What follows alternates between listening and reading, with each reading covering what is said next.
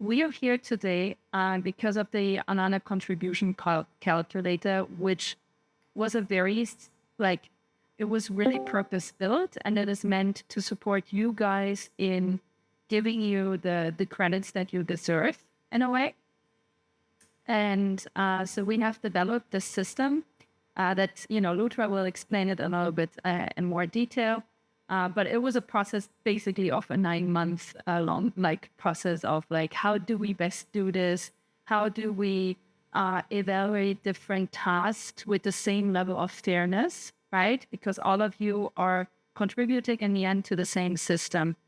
So we divided certain tasks into levels or tiers.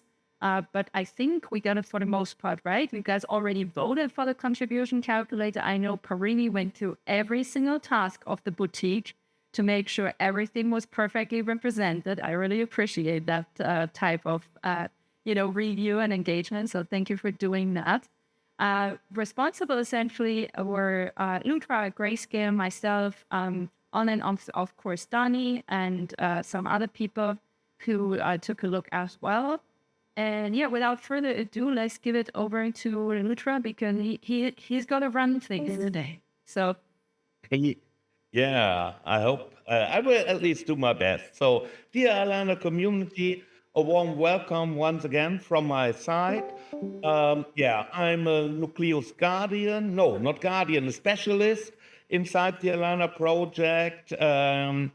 And yeah, part of the infrastructure team of Alana. And I would like to present our contribution calculator and the transformation of this calculator to DeWork to you today. So maybe just a little bit information or background on the idea of the contribution calculator. So when we were inside the token engineering process, we were wondering how to measure all the work that is done by all those different people.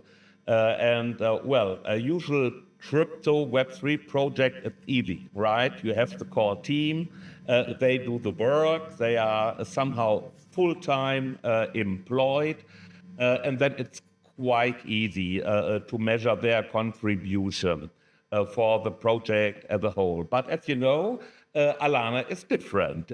We are more like a cooperative, right? We are a collective of creators, and we will make different kinds of contributions to Alana. We will fulfill different tasks. Everybody of us has different competences. And somehow we needed a way to translate the work that all of we are doing into some kind of measurement. And that was the birth of the contribution calculator. So we had a look inside the literature, like business administration stuff and kind of that. And we weren't really satisfied with the way that the input that the people, the employees are given have been measured in the past. And we wanted to have, let's say, a more sophisticated tool and all this knowledge, was put into the contribution calculator, which is, I would say, really an innovative tool and a very innovative way to measure all those different kinds of tasks that different people fulfill for the Alana project. So that's a little bit on the background. And what I would like to show you, I will share my screen in a minute, is how we transformed all the work that has been done in this monster Excel sheet into DeWork. And DeWork is a platform where it's quite easy to fill in, the tasks that you have done. And we created a lot of templates for you to use. So it should be very easy, for each and everybody to make the contribution and get a certain point value as a measurement for the work that has been done. Yeah, all right. So let's see if this works. And also maybe just quick addition on all of what Joshua said. What we essentially want from you, what I would like to ask of you, is that until the end of April, you add all the contributions you have finished in 2024. Right? We went on a DeWork break because we knew the current DeWork system wasn't working. I asked all of you to kind of keep track on like a list. And there will be tasks that don't fit any of these templates, right? Because they're not necessarily recurring. So make sure to come with them to us separately so we can help you get them on DeWork. Okay, that's just quick. Okay, I will shut up now. Can you see my screen and the DeWork? Yes. Yes. Yes. Okay. So there are mainly two ways to get there. You can connect either with your Discord account or with a wallet. So both ways are possible. And if you connect to the Alana magazine, you will see this screen as your starting page. So let's go to the overview. And well, on the left-hand side, you have the different branches of Alana, as well as the organizational structure groups. And yeah, if you, for example, click on Alana magazine, yeah, now it's quite easy for you if you want to create a task to do so. Simply go over here to the settings symbol, and then you can see on the drop-down menu, there will be templates. So let's do it. And now you see over here a lot of templates for the different tasks that have to be fulfilled in order to produce the Alana magazine. So, for example, if you've written an article for the Alana magazine, yeah, you can find the template over here. Simply go to the first symbol, and now, yeah, you have the template for the task of writing an article for the Alana magazine. In case you're not sure what this task is all about, there is a short description of all those things that have to be done in order to write an article. If you like, if you're a guardian and you want to have certain subtasks, that would be possible as well. If you click on the plus, you could add further descriptions or subtasks to this task. And yeah, if you can see here right now, this will be the status. It's still to do, like my article for the Air edition that are still to do, but you can choose between different things. So if you already have done something, you see the option here, or if you've done something but the Nucleus Guardian, hasn't proven that your work has been done, yeah, you could click in review, for example. But for now, let's go with a task that is to do. So if it's one of the many people that are doing this task and it's quite clear who will take over the job, then you can assign the person over here. So let's see, is there some Lutra? Yes. Now, I will have the task to write an article for the magazine. Right now, there's no priority, but since the Air edition is coming very soon, let's say it's very urgent, and the point value of this contribution, if it has been successfully done, is shown over here. This is a points measurement that we calculated out of our contribution calculator. The tag is already filled in for your convenience, And as a reviewer, usually that task will be done or performed by the nucleus guardian of the Alana branch. So since this is the magazine, I guess it would be Kirsty, is that right? I simply assume yes. So, It's me. It's me. oh, okay, it's Stella. All right. Yeah. Okay. Well, and now we have the persons in here who will review if the work has been done. Well, simply click on create. And now we have here another task. It's clear Lutra is the one who is performing this task, but you can leave it open. Yeah, if it's something that can be done by several people, well, simply go on this tab with no assignee, and someone could easily claim doing this task. So this is another quite convenient feature, I guess, especially if you are a nucleus guardian and there are several tasks to be performed, you can put them over here. Well, things that have to be done, in this category, if you're working in something, you can move them into the category in progress, which would be the next section. If we move over, we have a category that is in review. So let's see this example. Yeah.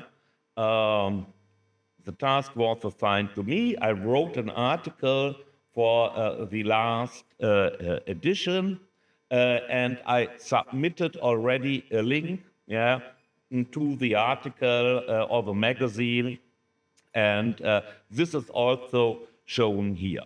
Yeah. So well, and if it's in review, it would be Stella who would say, yes, work is done. He wrote this article, and then it moves to the next section, which would be the done section. And maybe in the future, it will be possible to connect it to a payout.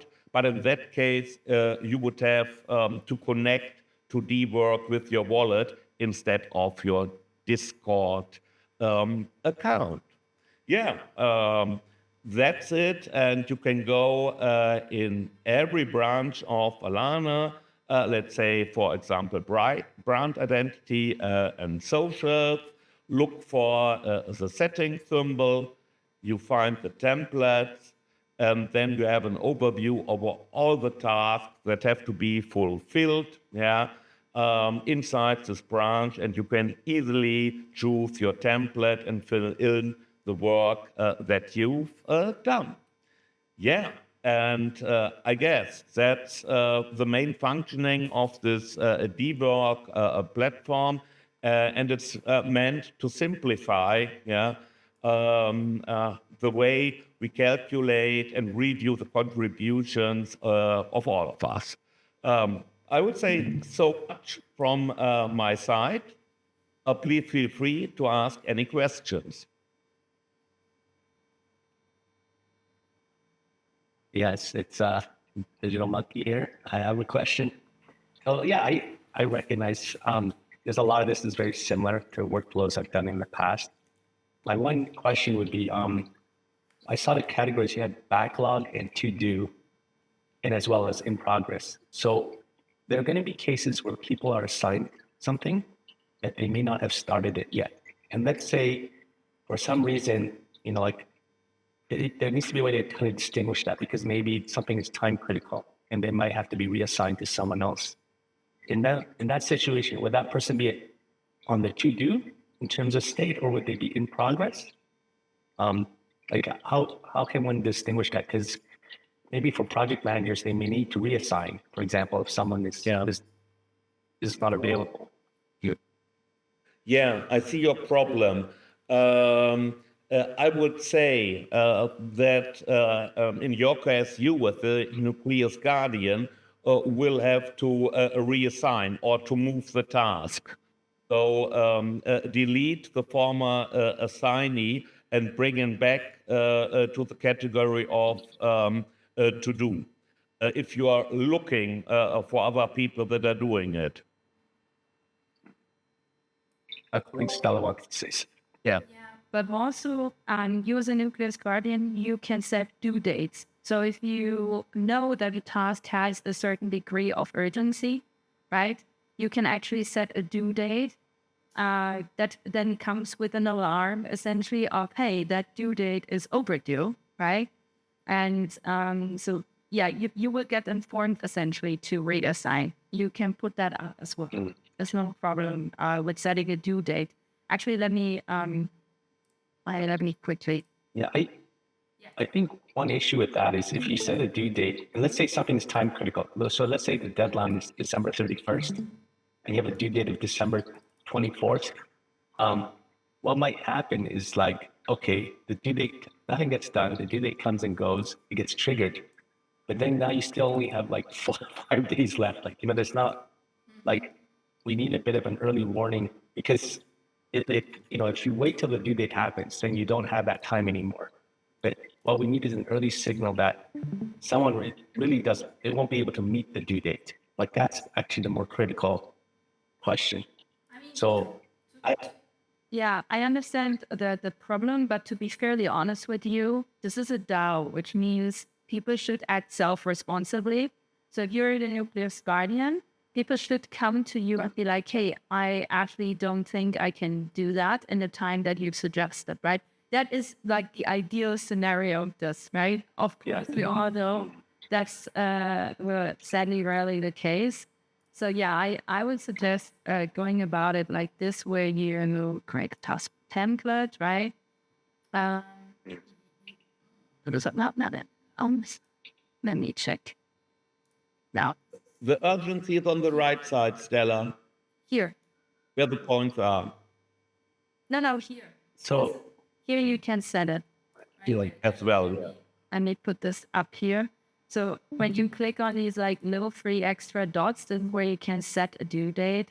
And so to kind of counteract what you said, like early alarm, I would say if you know the contributor and you have an experience of unreliable behavior, I would always try and set that due date, let's say 2 weeks earlier than it needs to be, just to make sure. yeah, no, by the way, I'm not saying like it's because someone might have some reputation. I think it's more like people might be assigned 5 or 6 different things. So they only can work on maybe 1 or 2 things at a time. But there needs to, like, I guess what I'm thinking about is to do might be better. It's something that's assigned to someone, but it's also a signal that that person hasn't started the work yet. Yeah. Whereas backlog it's not assigned to anybody. Like maybe that's the way it should be. So if you see something in progress, it means that person has actually started doing work on it. But to do is like, it's been assigned to that person, but they haven't got a chance to look at it yet. Maybe that might be a better distinction. Also, yes, true. Also, we assigned channels. So if I don't know if you guys can see this, but I can see this. So the Alana magazine article writing that Nutra just posted, right? It actually gets shown in the according Discord channel here in Alana magazine as well. So that should also be helpful in the sense of getting people notified, because you are not spending your free time on DeWork just roaming around tasks, right? Let's be honest. Right. So yeah, we actually have a DeWork bot. So whenever a new task is being created, people in that specific group are being made aware this task has been created. We do have some other features in here we could make use of. We've never done this before, but we might want to talk about it. So you can also make use of, let me see, like post a status board with all open tasks, for example, right? In general, or like community suggestions are send a message when a community suggestion is created, which we have active, but it's not used. Send a message when the activity feed is updated. So if you guys want anything else to be connected, then let me know. For now, I try to not completely spam us, because when all people are now getting to work to create the 2024 task, there will be quite a bit of spamming, right? But yeah, we do have like that type of alarm of like, hey, this task actually has been created. So technically, there should be no need for you to go to a contributor and be like, hey, did you see this task, right? That was assigned to you. But yeah, I mean, talking ideas and stuff, probably not helpful. Sounds good. Thanks for taking the time to explain that. Sure thing.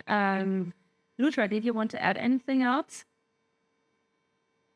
No, I think the most important things I hope are explained. Or did I miss anything? Yeah. I don't think so. Again, there will be tasks, like with on-click closet, for example. We already had this discussion. There were 3 tasks that are not really represented. 2 of them are actually valid. The other one wasn't valid. And we have to figure out how to add them into the mix, because it's not going to be a repetitive task. I think it's very similar for what Digital Monkey is doing. There's a lot of work that's not necessarily super repetitive. And we haven't really dug into these tasks for Alana AI, so we should probably start doing this next week. How do these tasks look like? I think when using the platform, you will also feel that tasks are missing. If Nucleus Guardians do have a special right, so when we explained the contribution calculator, we made sure to also mention that on few occasions, which is, if you think that a contributor in your team has done exceptionally well, there are parameters you can change in your original contribution calculator and up the value. You can also do the other way around, where yes, a task has been completed, but it's kind of useless, right? If that happens, the according thing counts, but like the other way around, of course. So you have some liberties in like adjusting two values, right? All right, 2 values, I think, in the contribution calculator. But let's wait until you get to that point and first focus on the basics, and then we can talk about that. Karidi, I think you had a question, is that right? Yeah, so I just want to ask that do we have a certain time limit for, like, let's say for every quarter we are reviewing our DeWork? Because I guess in near future our revenue streams will be also based on this data where we are accumulating everything. So can we set, like, for the all the nucleus specialists and guardians, can we set a timeline, like every quarter, like one day we will do all of this and we need to be done. In that way, I guess it will be a little discipline for us to keep that in mind, because this is one of the tasks in the community which have been ignored for so long. And earlier it was very difficult to use to, but now like things are pretty clear and we understand how to do it and what's the importance of this. So if we can make this decision also, that would be helpful. Other than that, I have seen the task for the boutique, because I guess majorly me and Stella are only working in the boutique channel. And I'm hyper active this year in the boutique because I want to conclude a lot of things in here. So as a nucleus guardian, I guess I have to always appoint Stella only as a reviewer, but as a guardian, I'm inviting any of who are interested to contribute or just see some work around talking the calls. That would be great to have some more people in there. Yeah, sure. Okay. So let me try and pick up on the first 3 questions, I guess. You had a lot, man. Okay. So for now, we just want you to add all your tasks that you finished, not that you started in 2024, right? That's first priority. The idea is that we will get an idea how much was actually done in 2024, just on like point or eventually token distribution. That's something that's very important for us to understand, because we need to define the maximum supply of the Alana token. So we need to know if would we get around with just 100,000 token? Probably not, right? So we kind of need to understand that. This is why we want you to finish first, pending in all 2024 tasks, kind of like a yearly, balance sheet of sorts, right? Like understanding what was actually done. Okay, that's number one about the 2024 stuff. Then when it comes to this year, so after we're completed with this, what we actually want to get to is kind of like a monthly schedule, right? The reason for that is very simple because the Alana token doesn't just come with value, right? So eventually we want to figure out how to add value to the token by getting other people and ourselves into the move of, hey, we'd actually contribute a little bit of a balanced token like ETH or USDC to a token pool on Uniswap, right? But the primary use case and the primary value of the Alana token is to decentralize Alana. Right now, everything is under my control, right? If I want to rug pull this, I can rug pull this tomorrow. But we don't want that, right? Because that's not what Alana was built for. So the idea is essentially to guarantee with the token ownership that the project is in multiple hands in a decentralized way. So what we're going to do after the token has been released, or actually in parallel to that, is we're going to write an how's it called? An amendment? Is that the right word? Like in addition to an existing contract? Addendum. No, thank you. But not amendment. Thank you. Addendum. So essentially, in addition to the existing incorporation contract, right now I own 99% of Alana and our lawyer owns 1%. Okay. So the idea is writing that an addendum and essentially saying, hey, actually, Stella doesn't own this, the lawyer doesn't own this, but the people who hold that specific token from that token contract address, right? That's something we have to embed into the WEC2 legal system by writing an addendum. So essentially, that is the primary use case of the Alana token. Eventually, it will have a financial layer and it will have a product layer. So you can buy products with it and you will be able to exchange it maybe, in the longer run for other cryptocurrencies. But the primary use case is governance and having the say and owning a part of this project. So that said, we also will have more votes coming up. Right now, you're voting with your membership NFT, but that's only an interim solution. The membership NFT will guarantee that you can participate in voting, but it will not decide how much voting power you have. How much voting power you have entirely depends on you and your contributions and how many tokens you own. So if you're not putting in your stuff for a month, let's just say, you're missing out on having a larger voice in what's being voted on. Does that help? Everyone's like, yes. It does. Okay, did I miss out on a question, by the way? No, Okay. not a clear one. Okay. Anyone else who has queries? Also, Lutra knows everything I know. I don't know why I'm talking. Sorry, I'm so used to it. You did a perfect job. Yes, did a good job. I even have nothing to add. Thank you. Okay. You're very welcome. So this is where we're at. What we're discussing in parallel is the general token distribution, right?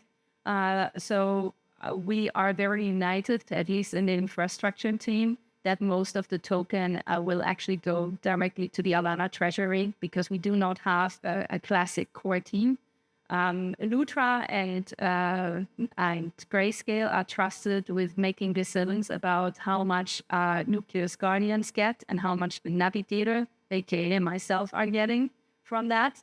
I've been putting this on their shoulders, so thank you guys for carrying that burden. I think that was a good idea to decentralize that essential and bring it forward to the community eventually. But yeah, what we want to understand is how much we spend roughly per year on contributions, so we know how big we should set the initial supply or the maximum supply of the token. Because we decided that Yeah, and is not a good idea. if I might add a little bit, Stella, yeah? We want somehow to find a balance between the token supply and token demand. And especially in order to get an idea about the token emissions and the token supply. We need this, we need this value, yeah?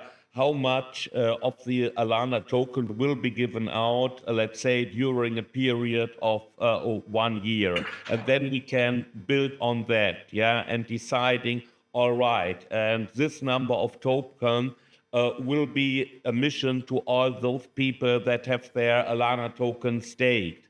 And maybe we can add a reward for a liquidity pool in the future. But somehow, we need to have first information on the token emission stream that Alana will have. And that's the reason why it would be great if you could put in all your work until the end of April, so the infrastructure group, can develop further on the tokenomics of Alana.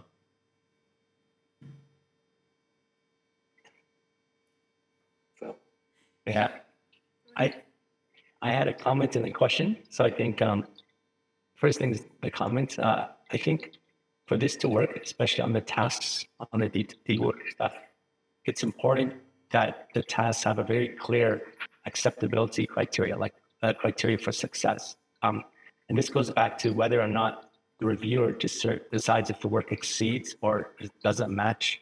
That can be potentially contentious. So the way to solve that is to be very clear, like very clearly, this meets the acceptability criteria so that it's not ambiguous. So someone, because someone might have spent a lot of time and then they may say, oh, that's not what we wanted. If you want to avoid those situations. So if you're very clear on the success, it's just a general thing. I mean, that was the reason why we decided, to fill in the task description in detail, inside of DeWork. So at least you can have a comparison, between the things that, let's say, should have been done in order to have the task fulfilled, and the results of the work that you will get. I mean, there is no guarantee that there might be conflicts here about the performance or the success of the task. So, thanks for the comment. It's really important to think about those contextual situations as well. But my first answer would be, at least we have this description of the workflow, which might be a guiding rule. Okay. And the second one is like when there needs to be a protocol when adding new projects to the scheme. Basically, it must I guess it has to go some review before adding it formally to the DeWork as a category, because you want to kind of avoid just tons and tons of work just kind of being created, but like busy type work as well. So it because then you could kind of just spend out the budget, let's say the token budget that way. So it has to be kind of controlled. So when someone has an ideal, I think there's probably the process where we have already, where we propose something, and if it gets accepted, then it gets formally added to DeWork. I mean, we had a vote on the contribution calculator. And of course, this document, if you like, is somehow work in progress, right?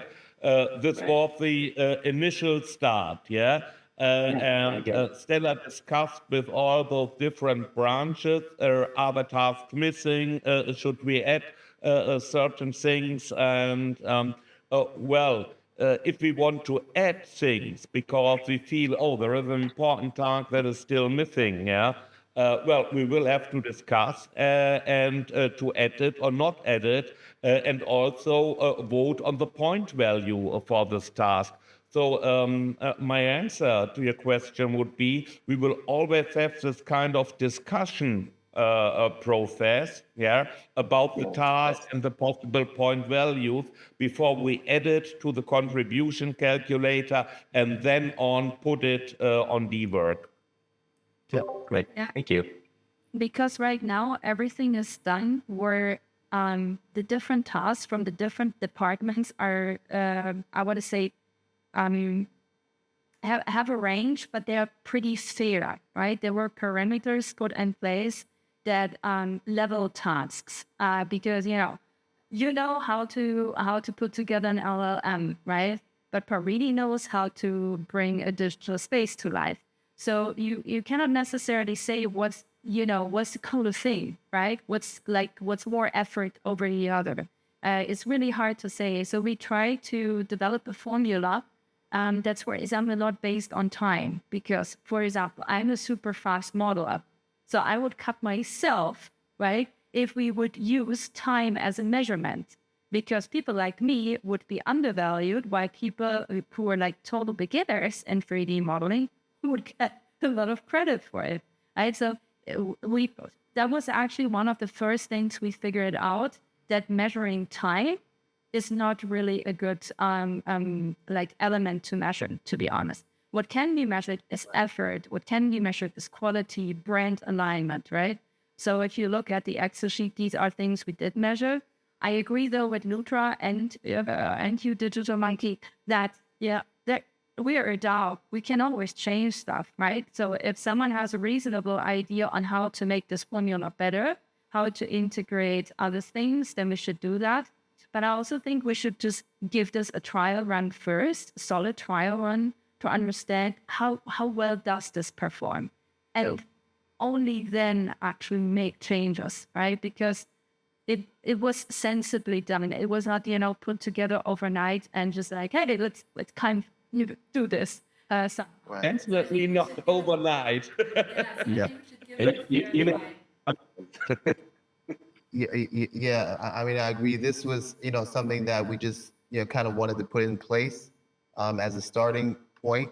Of course, we tried to cover all the bases, but it is a work in progress. It's something that can, definitely be expanded upon, once it's being done in real time.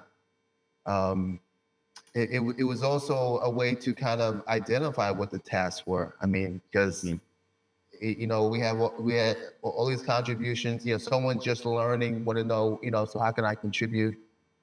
So we wanted to make it so they can go and see what's, what this task, states, and then ask, say, well, I can do that. Let me, see if I can. But we also have to weigh a little bit heavier on the nucleus guardians to kind of monitor, that, delving out of tasks too. I mean, like, they're responsible for making sure that someone just doesn't willy-nilly add something and it doesn't make sense, or they just want to game the system or things like that.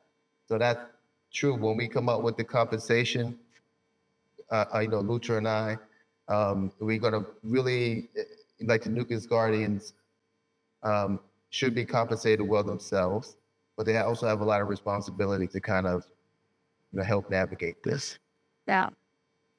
I mean, building up on that, I know we're not, like, all of us know what Web3 is, but I know dealing with tokens and decentralized finance and decentralized governance is not a daily bread for a lot of you, right? I do this on a daily basis, but a lot of you don't. So just because this question just came through in DMs to me, just to make sure it is understood how a token actually gains value. So a token by nature doesn't have value, right? There is no value. So it's not like you launch a token and it's like $1. No, that's not how it works. So how it works is you get your token listed on, for example, a decentralized exchange, because a lot of decentralized exchanges are permissionless, right? One good example for that would be Uniswap. And then you open up a pool. And in this pool, you put the Alana token, and you put, for example, in my case, I own some USDC. I put a certain amount of Alana token, and I put however much I have available in USDC, right? Because it's a pool, so it always needs two currencies to exist. And depending on what is the proportion between the Alana token and between the USDC token, this is how the first value is established, right? So this is another thing we want to be very sensible about, because let's just say we put, like, let's say 4 Alana token and 4,000 USDC, right? So we're setting up a starting value of essentially $1,000 per Alana token. which is not very realistic. Okay, I'm also just not wanting to exaggerate to explain that for projects like ours, this is not a realistic value, right? We do have a huge fan in our midst. Mark Richardson from Penguin is like, you guys should add for at least, a two-digit value. I know he loves Alana, and this is why he's saying that. And he totally believes in Alana. He also thinks we're the greatest and the most wholesome project in all of blockchain. But again, yeah, it's so lovely whenever he comments or writes, and it's so lovely. And he's been a supporter since minute one. But even that, I don't think is super realistic for a long term. I think a solid, a kind of stable one-digit value, that's what we want to establish in the long run. But a token can have fluctuations, right? So let's say Verity gets a good Alana token payout, right? And then her first move is going to the Uniswap pool, paying herself all the tokens out in USDC. So she puts all her Alana token in and extracts all the USDC value in the pool. Then our token is worth 0, right? So price impact is something very sensible to consider, and how fast a token can go up and down. In general, what we want to aim for in the long run is just having a very stable token price. If this happens to be 10 cents, let it be 10 cents. I don't give a rat's ass, right? But I want to have us have a very stable token price that doesn't come with crazy spikes. Sometimes if you look on the coin market cap or CoinGecko price sheets, and you see like the token going like this, and then nothing, and then this is a very unhealthy picture for the outside world, right? So rather having something like this is much more desirable in the long run. I don't know if Lucia wants to add to this, because this is like... Yeah, I mean, our tokenomics model is also based on the idea that people will use the Alana token to buy the products. And just for this use case, it would be very helpful if the token price of Alana is somehow stable. Yeah, right? And another argument would be if someone of us wants to cash out, a certain amount, the value of his Alana tokens shouldn't be very, very volatile. So I guess there are several reasons why we would like to have more or less a stable token price of Alana.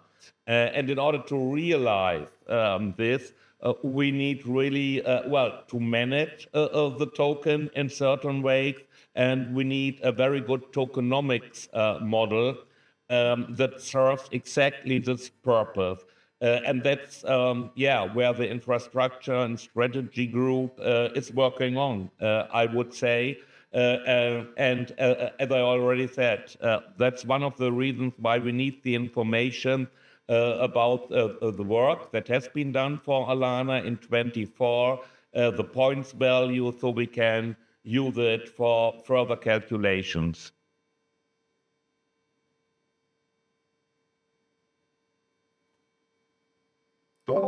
Yeah, just seconding what he said. I third what he said. Third is fourth.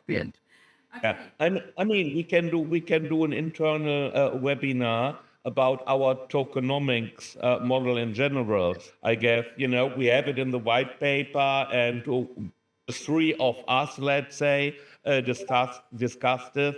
But questions like staking, questions like the product token cycle that we have in it, maybe it would be a good idea if I do an explanation about our ideas about the tokenomics. I also just think, we do have a lot of really good articles on the Alana newsletter page. So I really, really strongly recommend you catch up on some reading, because decentralized finance is explained there, right? In, I want to say, very simplified ways. And we do have a webinar on decentralized finance on layer 2 as well. Layer 2 will also be where we're going to launch the token. So it will not be an Ethereum token. It will be a layer 2 on Ethereum token to make the token itself and the transactions around the token, like voting on chain as a transaction.